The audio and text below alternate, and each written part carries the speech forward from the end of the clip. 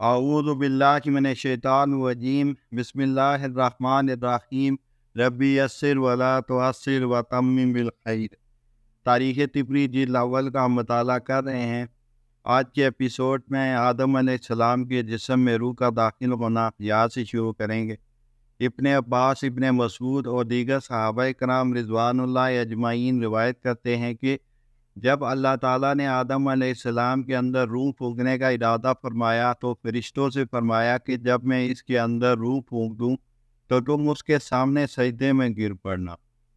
اس کے بعد جب اللہ تعالیٰ نے اس کے اندر روح پھونکی تو روح سر میں داخل ہوئی، جس کی وجہ سے آدم علیہ السلام کو چھینک آ گئی، جس پر فرشتوں نے کہا کہ الحمدللہ کہیں۔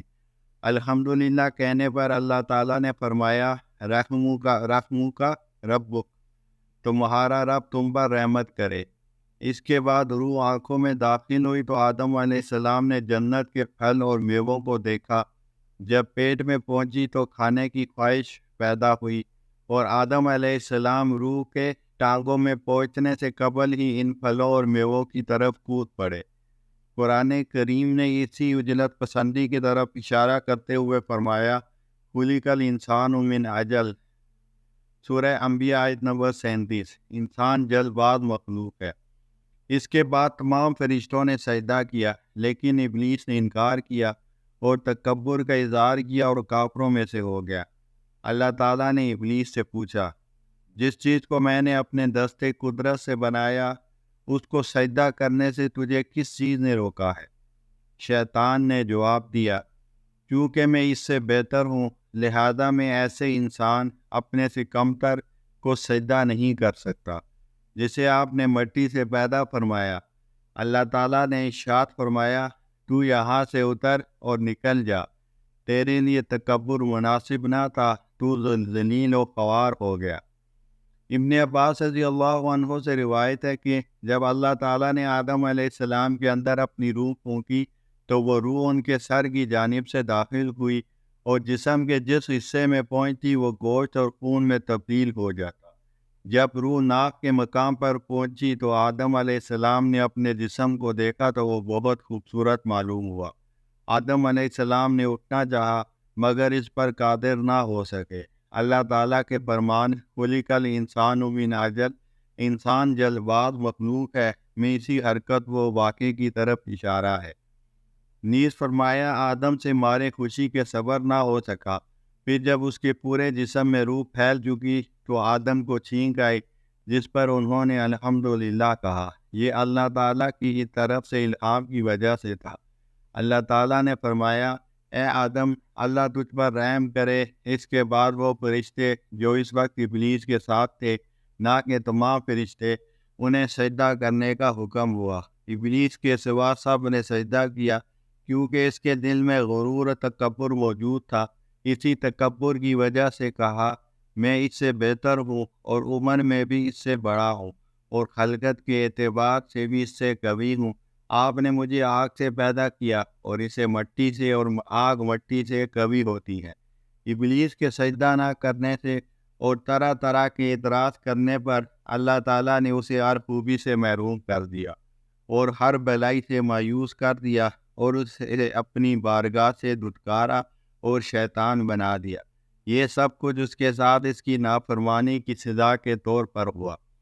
محمد بن اسحاق رحمۃ اللہ علیہ سے روایت ہے کہ روح جب آدم علیہ السلام کے سر تک پہنچی تو انہیں چھینک آ گئی، جس پر انہوں نے کہا الحمدللہ۔ اللہ تعالیٰ نے جواب میں فرمایا، تیرا رب تجھ پر رحم کرے، اور فرشتے اللہ تعالیٰ سے کیے گئے عہد کے مطابق آدم علیہ السلام کے سامنے سجدے میں گر پڑے۔ فرشتے اللہ تعالیٰ کے حکم کو بجا لائے، لیکن ابلیس ان کے درمیان اکڑ کر کھڑا رہا۔ اس نے اپنے آپ کو بڑی چیز سمجھا اور اللہ تعالیٰ کے حکم کو نہ مانا، وہ سجدہ نہ کیا۔ اللہ تعالیٰ نے اس سے پوچھا، اے ابلیس، تجھے کس چیز نے سجدہ کرنے سے روکے رکھا جبکہ تمام فرشتوں نے سجدہ کیا ہے؟ جس کے جواب میں ابلیس نے کہا کہ یہ مٹی سے ہے اور میں آگ سے، آگ مٹی سے بہتر اور قوی ہے، لہذا میں اس کو سجدہ نہ کروں گا۔ اللہ تعالیٰ نے ابلیس کی یہ گستاخی سن کر اسے اپنی رحمت سے دور کر دیا اور جنت سے نکلوا دیا۔ حضرت ابو ہریرہ رضی اللہ عنہ سے روایت ہے کہ نبی صلی اللہ علیہ وسلم نے ارشاد فرمایا، اللہ تعالیٰ نے آدم علیہ السلام کو اپنے دستے قدرت سے بنایا اور ان میں روح پھونکی اور فرشتوں کی ایک جماعت کو حکم دیا کہ انہیں سجدہ کریں۔ پس انہوں نے سجدہ کیا، مگر ابلیس نے سجدہ کرنے سے انکار کر دیا۔ پھر آدم علیہ السلام بیٹھ گئے اور انہیں چھینک آئی، جس پر انہوں نے الحمدللہ کہا۔ اللہ تعالیٰ نے جواب میں فرمایا، تیرا رب تجھ پر رحم کرے، اور حکم دیا کہ اے آدم، فرشتوں کے پاس جاؤ اور انہیں سلام کرو۔ پس وہ فرشتوں کے پاس آئے اور السلام علیکم کہا، جس کے جواب میں فرشتوں نے وعلیکم السلام ورحمۃ اللہ کہا۔